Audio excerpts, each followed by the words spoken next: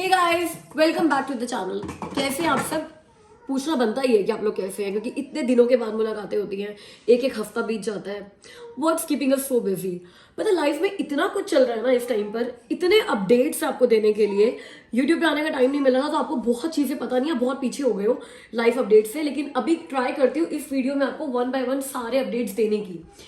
पिछले साल मैंने अपने ब्रैम्पटन वाले घर का, जो हमारा दूसरा घर है, रेंट आउट है, उसकी बेसमेंट का टूर डाला था और बहुत सारे लोगों ने मुझे कांटेक्ट किया था कि they wanted to rent out that basement.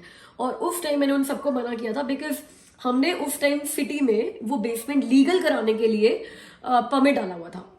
Permit डालते, एप्लीकेशन डाली हुई थी परमिट के लिए कि हम उसको लीगल कराएं। अब आपको लगता है कि ये बड़ा छोटा सा काम है। कनाडा में मोस्टली घरों में बेसमेंट्स होती है और बहुत सारे लोग बेसमेंट्स को रेंट आउट करते हैं बिकॉज घर बड़े महंगे हो गए, मॉर्गेजेस बहुत बढ़ गई हैं, एक एक्स्ट्रा इनकम चाहिए होती है। तो बेसमेंट्स अगर आप रेंट आउट कर दो तो बहुत हेल्प मिलती है मॉर्गेजेस पे करने में। तो अब उसका परमिट आ गया है और अब हमने काम कराना है उस बेसमेंट को लीगल कराने का। पहले आपको मैं बताती हूँ कि क्या क्या चाहिए होता है एक बेसमेंट को लीगल होने के लिए। एक तो जो उसकी सबसे पहले तो एक बेसमेंट की सेपरेट एंट्रेंस होनी चाहिए, जैसे कि एक घर की सेपरेट एंट्रेंस होती है। और जो गेट होता है बेसमेंट का, एंट्री गेट और जो सारी वॉल्स होती है वो फायर रेटेड होनी चाहिए। मतलब कभी बेसमेंट में आग वाग लग जाए तो लोग जो है वो थोड़े सेफ सिक्योर हो, या फिर घर में आगे इतनी जल्दी, क्योंकि लकड़ी के घर होते हैं यहाँ पे, तो फायर रेटेड वॉल्स होनी चाहिए और सेपरेट एंट्रेंस होनी चाहिए, अनऑब्स्ट्रक्टेड सेपरेट एंट्रेंस होनी चाहिए। तीसरा, सारे फायर अलार्म्स होने चाहिए, स्मोक अलार्म्स होने चाहिए, मोनोऑक्साइड अलार्म्स होने चाहिए। और सबसे इंपॉर्टेंट बात, 2 एग्जिट होनी चाहिए बेसमेंट की। अब अगर गेट एक ही है, मतलब एंट्रेंस एक ही है, तो फिर आपकी एक ऐसी इतनी बड़ी विंडो होनी चाहिए जिसको एग्रेस विंडो कहते हैं, जिससे आप एग्जिट कर सको कभी कोई इमरजेंसी आ जाए या आग वाग लग जाए तो। ठीक है। इसके अलावा जो रूफ है, जो कि छत है बेसमेंट की, वो 7 फीट मिनिमम होनी चाहिए। और भी बड़ी सारी चीज है जो सिटी कोड्स के हिसाब से सिटी आकर आपकी बेसमेंट में चेक करती है। पहले तो सिटी इंस्पेक्ट करती है। आपको क्या करना होता है, पहले एक ड्राइंग बनाकर एक आर्किटेक्ट हायर करना होता है और ड्राइंग्स बनाकर अपने घर की बेसमेंट की सिटी में सबमिट करानी होती है। फिर सिटी उन ड्राइंग्स को अप्रूव करती है या फिर करेक्शन के लिए आपको भेजती है कि यार ये सारी चीजें गलत है, इनको करेक्ट करके वापस लेकर आओ। एक बार आपकी ड्राइंग्स अप्रूव हो जाती हैं तो सिटी कहती है ओके, इन ड्राइंग्स के बेस पर अपनी बेसमेंट आप काम कराओ, जो भी चेंजेस कराने कराओ। फिर वो दोबारा चेक करते हैं। तो 2-3 इंस्पेक्शंस बीच में होती है। प्लम्बिंग की इंस्पेक्शन होती है, वाटर इंस्पेक्शन होती है, मतलब वाटर पाइप वगैरह की इंस्पेक्शन होती है, और उसके बाद एक फाइनल इंस्पेक्शन होती है और आपको परमिट मिलता है कि आपकी बेसमेंट लीगल हो गई है। अब लीगल बेसमेंट का फायदा क्या होता है, आपके जो इलेक्ट्रिसिटी पैनल है वो बड़ा हो जाता है, क्योंकि लीगल बेसमेंट का मतलब है अब ये घर 2 यूनिट की तरह सिटी में रजिस्टर्ड है और आप लीगली किसी को ये रेंट आउट कर सकते हो। और जो रेंट से पैसा आता है आप उसके ऊपर प्रॉपर टैक्स भर सकते हो, उसको वाइट में वो पैसा दिखा सकते हो, कैश में वो पैसा लेने की जरूरत नहीं है। और कभी भगवान ना करे कोई घर में इशू हो जाए, लड़ाई वड़ाई हो जाए और पुलिस आ जाए, और पुलिस का अच्छा बेसमेंट में कोई अलग फैमिली कैसे रहती है, तो बड़ा इशू हो सकता है, बहुत मोटा फाइन लगता है। तो it's always good and safe कि आपकी बेसमेंट अगर आपने रेंट आउट करनी है तो सेकंड यूनिट की तरह रजिस्टर्ड हो। अब अगर 2 फैमिलीज रह रही होंगी तो आपको वाटर पाइप भी बड़ा चाहिए, इलेक्ट्रिसिटी पैनल भी बड़ा चाहिए, और कूड़े का भी एक लिमिट होती है कि भाई एक ही बिन जाता है हफ्ते में। घर में अगर कभी पार्टी हो जाए तो आप गराज में अपने बैग्स रखे रहते हो। तो जब आपकी बेसमेंट लीगल हो जाती है तो आपका ये जो कोटा है ये भी थोड़ा बढ़ जाता है। और इस सब के साथ आपके प्रॉपर्टी टैक्स भी बढ़ जाता है, क्योंकि अब आप एक घर के नहीं, इनफैक्ट एक घर में 2 यूनिट्स के मालिक हो तो आप प्रॉपर्टी टैक्स भी सिटी को ज्यादा दोगे। अब सुनने में लग रहा है ना कि यार ठीक है, इतनी भी क्या बड़ी बात है, 2-4 दिन 5 दिन की बात है, अलार्म सेट करने हैं, पैनल का लोड बढ़ाना है और ये सब करना है।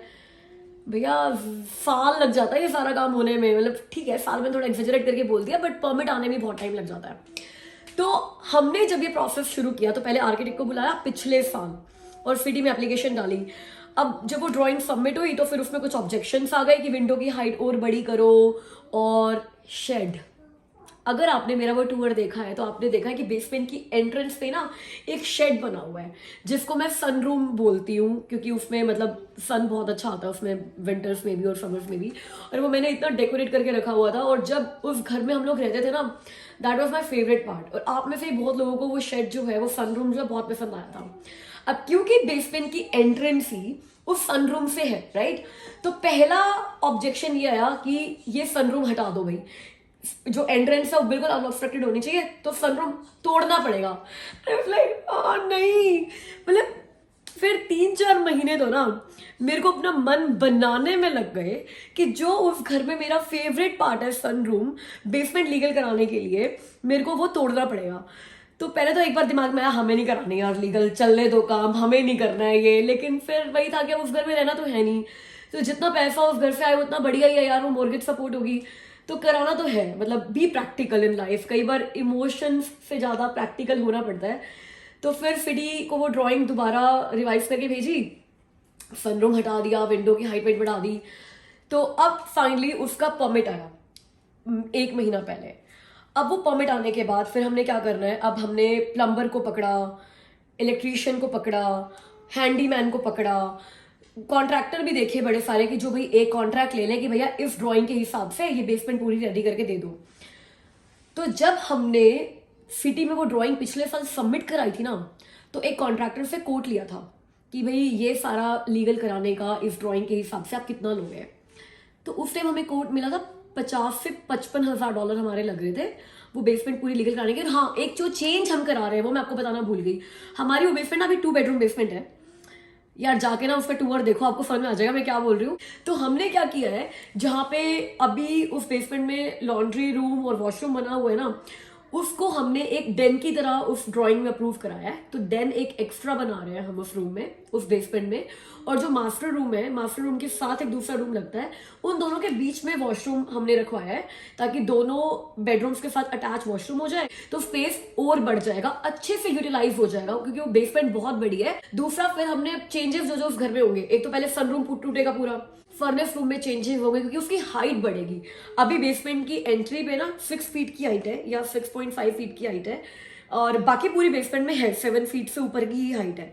लेकिन वो एंट्री की छत की हाइट बढ़ानी है, और फर्श भी सारे टूटेंगे, वाटर लाइन चेंज होगी बिकॉज अब ज़्यादा फ्लो वाली वाटर लाइन चाहिए, तो वो पाइप वगैरह सारे चेंज होंगे, प्लम्बिंग चेंज होगी, इलेक्ट्रिक पैनल चेंज होगा, जैसे लोड वगैरह सब बढ़ रहे हैं। और वो बंगलो है, पुराना घर है, तो काम इतना सारा है ना। तो पिछले 1 हफ्ते से अमित का और मेरा काम क्या चल रहा है, हम लोग कॉन्ट्रैक्टर्स को फ़ोन कर रहे हैं, प्लम्बर्स को फ़ोन कर रहे हैं, इलेक्ट्रीशियंस को फ़ोन कर रहे हैं, हैंडीमैन्स को फ़ोन कर रहे हैं, उनके विजिट्स करा रहे हैं, उनसे कोटेशंस ले रहे हैं।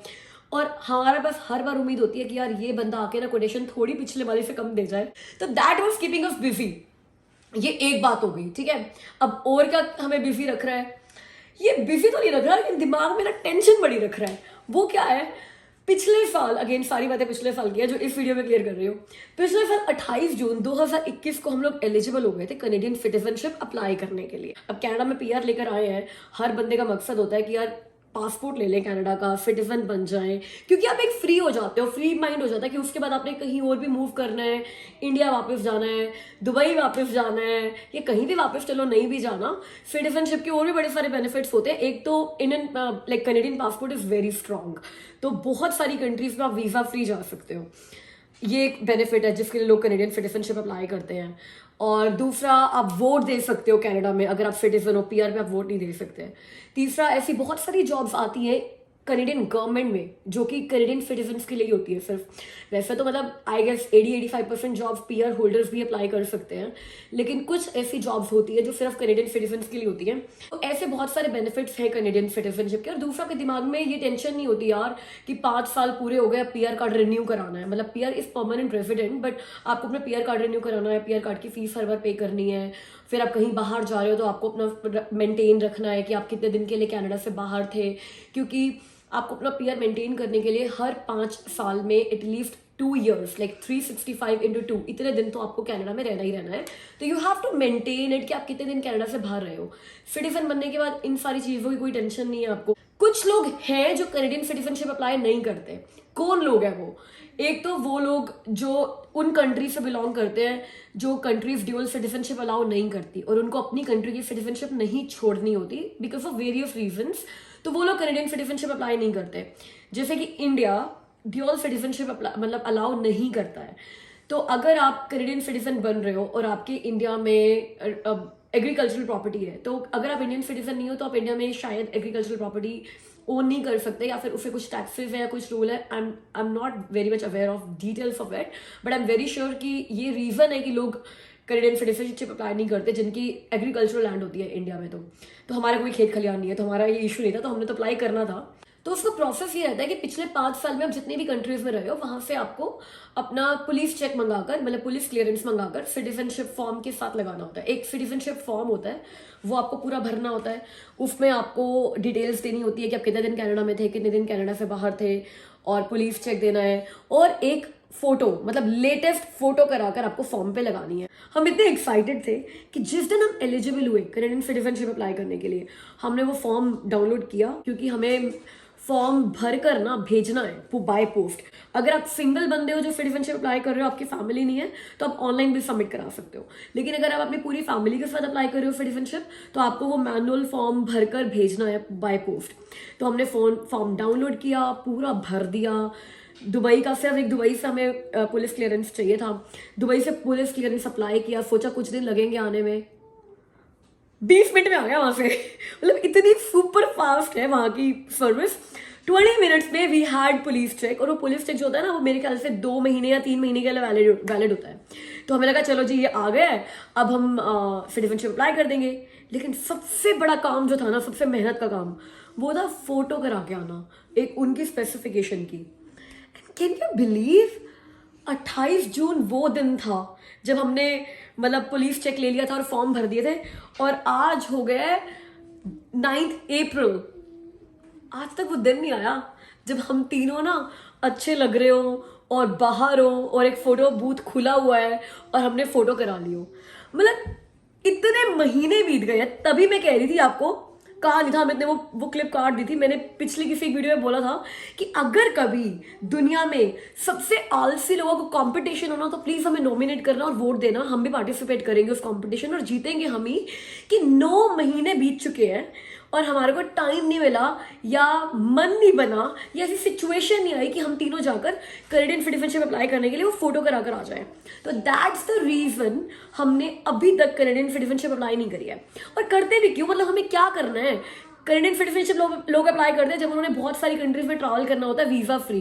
पेंडेमिक चल रहा था, ट्रैवल ही नहीं करा था हमने, राइट। लेकिन अब जब सब कुछ खुल गया, by the way April end में कनाडा में पेंडेमिक के रूल्स खत्म हो रहे हैं, everything is going back to normal. बताया था आपको, मास्क तो हट ही गए हैं। तो ये अनदर अपडेट है, मतलब हमारी लाइफ का नहीं, कनाडा का, जो मैं आपको दे रही हूँ। बट मैं आपको ये बोल क्यों रही थी, हाँ इसलिए बोल रही थी कि अब जब प्री पेंडेमिक टाइम वापस आ रहा है और अब कीड़ा उछाल मार रहा है कि अब ट्रैवल करे, another update, we are actually travelling. तो अगला वीकेंड कनाडा में लॉन्ग वीकेंड है। गुड फ्राइडे की छुट्टी है और ईस्टर मंडे की छुट्टी है और सैटरडे संडे छुट्टी होती है। 4 छुट्टियां हैं और 2 छुट्टियां अमित ने और मैंने अपने ऑफिस से ले ली हैं, and we are flying to Costa Rica. Yes, मतलब इंडिया की ट्रिप छोड़ दो सिर्फ आप, ठीक है, एक जो इंडिया गए हैं वो ट्रिप छोड़ दो, क्योंकि इंडिया की मतलब कोई ऐसे घूमने फिरने वाली ट्रिप नहीं होती, फैमिली से मिलने वाली ट्रिप होती है। जब हम लोग दुबई में थे ना यार, हर साल एटलीस्ट 2 जगह ना घूमने जाया करते थे, और 5 साल तक दुबई में ही मेंटेन किया हमने। लेकिन उस टाइम चैनल नहीं था तो वीडियोस नहीं बना पाए, तो वो मेमोरीज नहीं है कि आपको दिखाएं। मगर बहुत सारी कंट्रीज हमने दुबई से देखी है।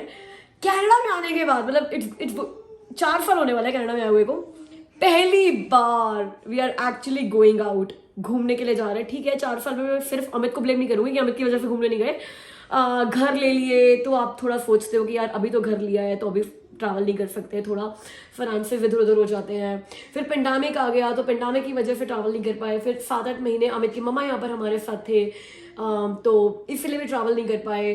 तो बहुत सारे रीजंस ऐसे बनते रहे, लेकिन अब finally we are going to Costa Rica, and not only we are going to Costa Rica, we all are going to Costa Rica, because जहां हम वहां आपको तो लेकर जाएंगे ही।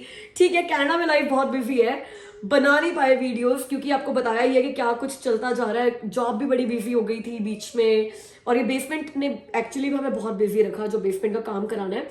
अब इस मंडे से बेसमेंट का काम शुरू हो रहा है, तो आपको वीडियोस में दिखाते रहेंगे कि कैसे काम चल रहा है, क्या चेंजेस चल रहे हैं, क्या तोड़फोड़ हो रही है। और फाइनल जब बेसमेंट का लीगल परमिट आ जाएगा और लीगल बेसमेंट वो तैयार हो जाएगी, उसका फिर आपको दोबारा से एक नया टूर दूंगी कि आप क्या क्या चेंजेस हो गए हैं। ठीक है, बट अभी मेन अपडेट ये है कि we are going to Costa Rica on this Friday, क्योंकि आज सैटरडे है तो मैं दिस फ्राइडे ही बोलूंगी।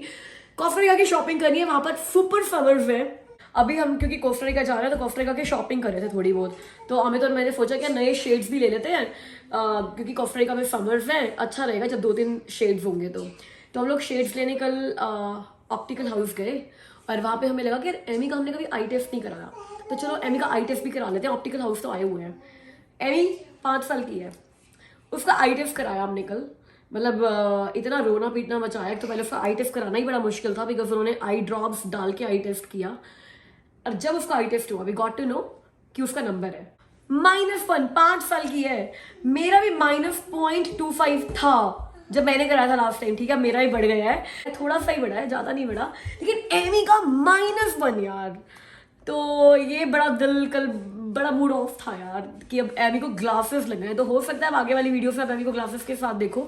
उससे ग्लासेस ऑर्डर किए हुए हैं और डॉक्टर ने बोला कि आप 1 महीना पहना कर देखो, हो दोबारा टेस्ट कराएंगे, हो सकता है कम हो जाए, कम ही हो जाए यार, बढ़े ना। तो there were like so many updates right. आपकी तरफ से क्या नया है यार, बताओ कुछ। वीडियो पे बहुत दिन हो गए, बात नहीं हुई है। और आज कंजक है तो हम लोग गए थे, एमी को सबने बड़ी सारी कंजक दी। और वो कंजक में जैसे इंडिया में हम लोग जब कंजक बैठते थे ना तो हमारे को 1-1 रुपया 2-2 रुपये मिलते थे। आजकल लोग 10-10 डॉलर देते हैं। तो ऐसे एमी के ना बड़े सारे डॉलर्स इकट्ठे हो गए हैं। तो मैडम की फरमाइश है कि उसको न्यू बाइक लेनी है अपनी। तो अभी क्विकली चलते हैं। वॉलमार्ट 11 बजे तक खुला होता है, अभी टाइम हुआ है 9:14। 15-20 मिनट में वॉलमार्ट पहुंच जाएंगे। एमी को बाइक दिलाते हैं, कंजक गिफ्ट। ठीक है, चलो चलते हैं।